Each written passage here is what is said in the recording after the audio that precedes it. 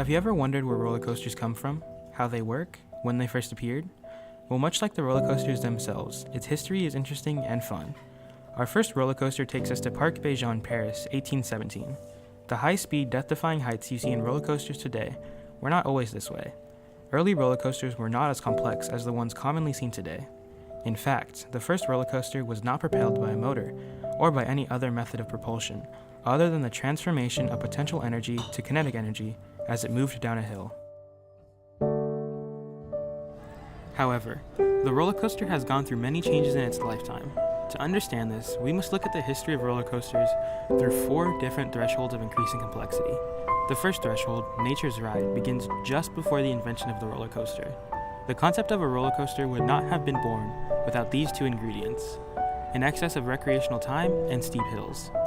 During this time, people looking for a new source of entertainment came up with ideas to travel fast down hills and mountains that allowed them to eventually discover the concept of many early roller coasters. Originating in Russia, the modern revolution left many families with an excess of free time that allowed them to explore fun activities. This mainly resulted in sled racing down hills and ultimately, the entire concept of roller coasters.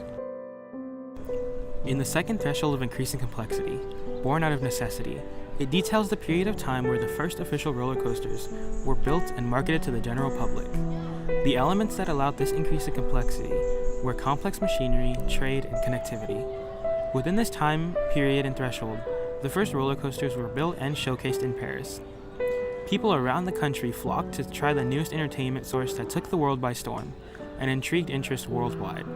However, these early roller coasters were simply modified designs similar to that of the tracks in the United States that transported coal and other minerals from mines to depots. Similar to these transportation tracks and carts, early roller coasters and subsequent coasters were rudimentary in their methods of propulsion and could only be built on tall hills to provide speed as it rolls down it. Despite their primitive look, these roller coasters were wildly popular around the world and continue to be innovated upon. Following this, the golden age of the roller coaster began and signaled the start of the third threshold. During this time, the design of the roller coaster was changed radically from the original concept. Due to the advancement of math concepts, physics, and the variety of materials available during this time, the design of roller coasters advanced and was innovated upon immensely. Using advanced physics and engineering concepts, motors and varying methods of propulsion were added to the design of the roller coaster that began to allow for more complex designs, including more than 3 loops in a coaster, corkscrews, inverts, and many other types. These roller coasters were wildly popular and attracted crowds from around the world consistently. During this time, innovator Walt Disney began operating the first roller coasters at Disneyland, signaling a new era of roller coaster design and innovation.